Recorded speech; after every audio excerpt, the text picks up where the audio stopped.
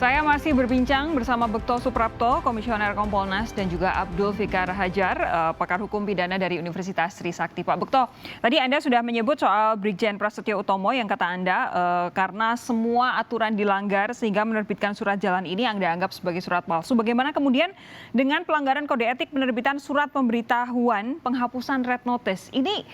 Ini bukan sesuatu yang main-main dong Pak, kalau kemudian ada buron yang sudah dilaporkan ke Interpol, lalu kemudian red notice-nya kita minta sendiri untuk dihapuskan.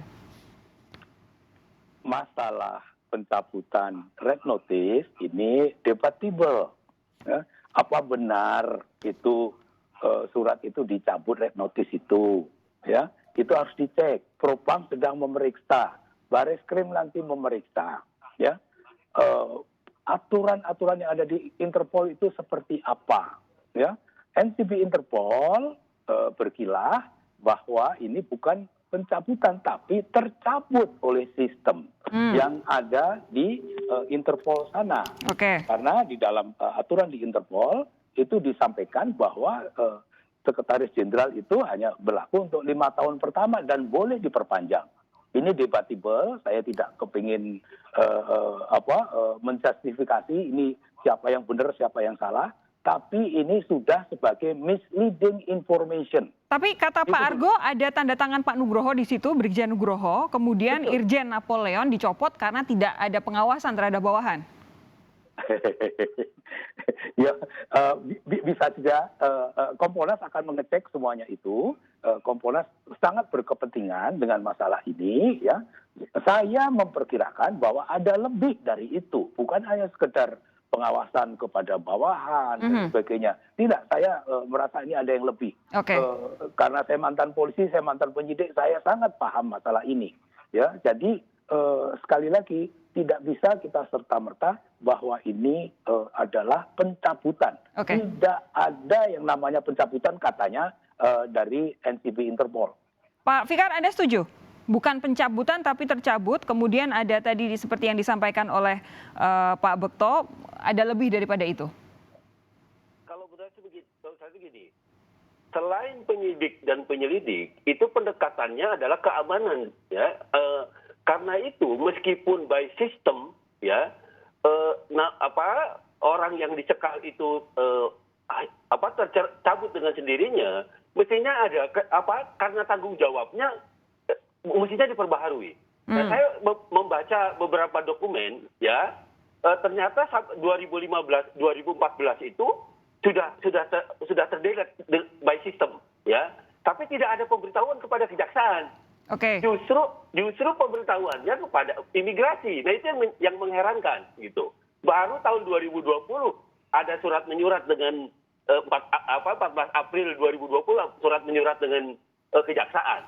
Dan kejaksaan pun nggak tahu jawabnya apa, tiba-tiba ada lagi surat bulan Mei 2020 ke imigrasi bahwa itu sudah tercabut sejak 2014 gitu. Nah, artinya apa? Karena saya ada tanggung jawab yang hilang dari 2014 sampai 2020 itu, ya, dengan pendekatan keamanannya gitu.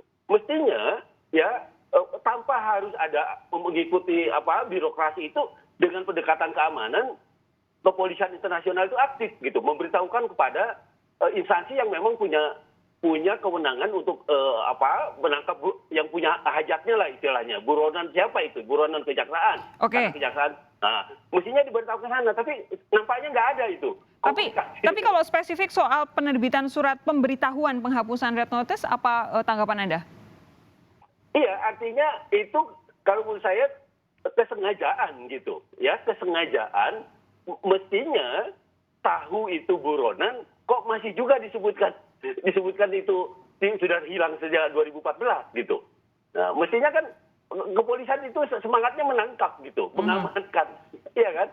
Tapi yang terjadi adalah tindakan administratif memberitahukan yang kemudian oleh imigrasi ditanggapi diam saja gitu. Artinya ya memang tidak ada. Nah, kan ini ada sesuatu yang menurut saya harus diusut gitu. Ada unsur pidananya kalau menurut saya.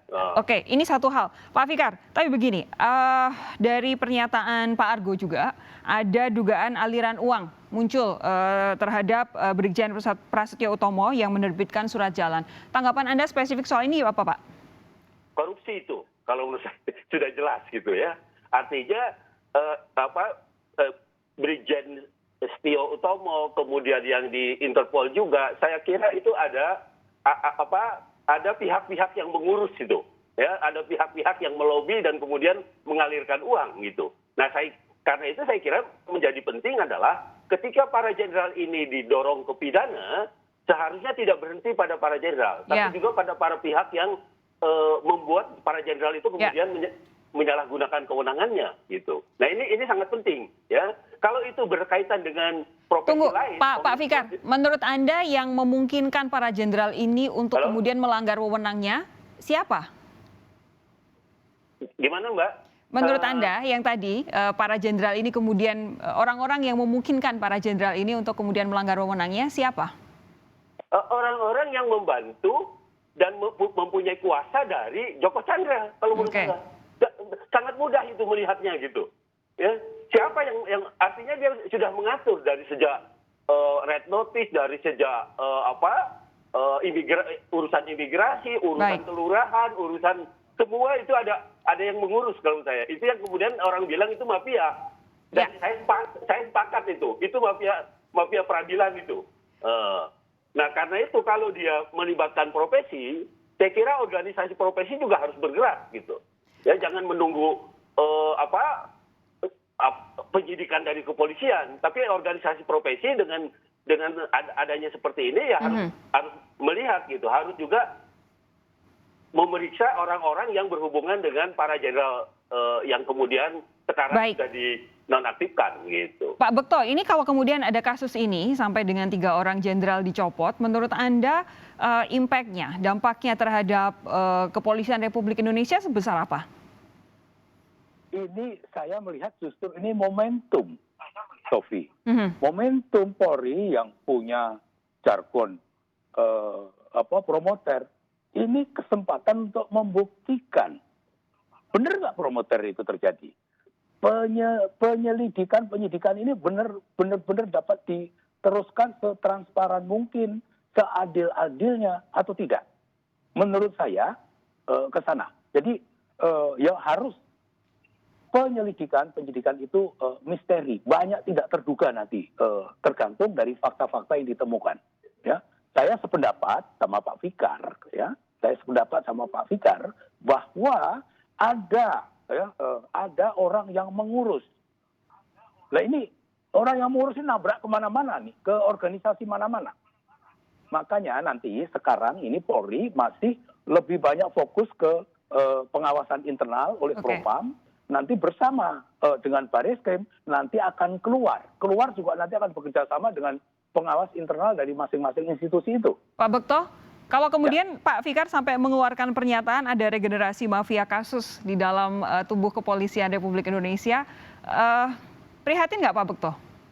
Sangat memprihatinkan, tidak boleh terjadi.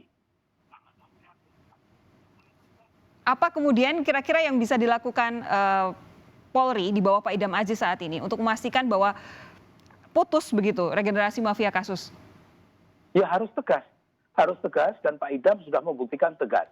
Kalau sekarang 3, nanti berapa banyak lagi akan terlibat kita tidak tahu. Oke. Polisi, penyidik itu, penegak hukum itu bekerja dasarnya adalah fakta, tidak boleh asumsi.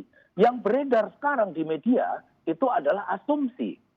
Yang beredar itu adalah logika. Logika menurut yang punya asumsi. Yang logis itu belum tentu benar. Tetapi kalau yang benar pasti logis. Sekali lagi berdasarkan fakta-fakta. Oke, terakhir Pak Fikar, saya minta tanggapan dari pernyataan Pak Bekto sekaligus kalau Anda melihat ujung kasus ini ada di mana terkait dengan pencopotan 3 jenderal gara-gara Joko Chandra. Halo. Ya, Pak Fikar silakan. Halo. Ya, kedengaran Pak Fikar. Halo. Pak Fikar silakan. Halo. Pak Fikar, terakhir ini tanggapan Anda tentang tadi pernyataan Pak Bekto sekaligus prediksi Anda dong untuk kasus pencopotan 3 jenderal ini muaranya nanti akan kemana? Saya kira muaranya jelas pembersihan oknum yang selama ini memberatkan Polri. Ya, di satu sisi beberapa pimpinan mengedepankan atau membawa misi baru promoter, ya. Di sisi yang lain ada banyak orang yang ketinggalan zaman yang masih berada di area yang seolah-olah masih seperti dulu, gitu. Sehingga penyalahgunaan wewenang terus dilakukan. Nah, saya kira ini momentum untuk Kapolri ke depan membersihkan lembaga kepolisian, ya, agar kemudian ke depan bisa dipercaya oleh masyarakat. Ya, itu yang paling penting. Terima kasih Pak Abdul Fikar Hajar, pakar hukum pidana Universitas Trisakti, dan juga Pak Bekto Suprapto, Komisioner Kompolnas, sudah bergabung bersama kami di Sapa Indonesia malam hari ini.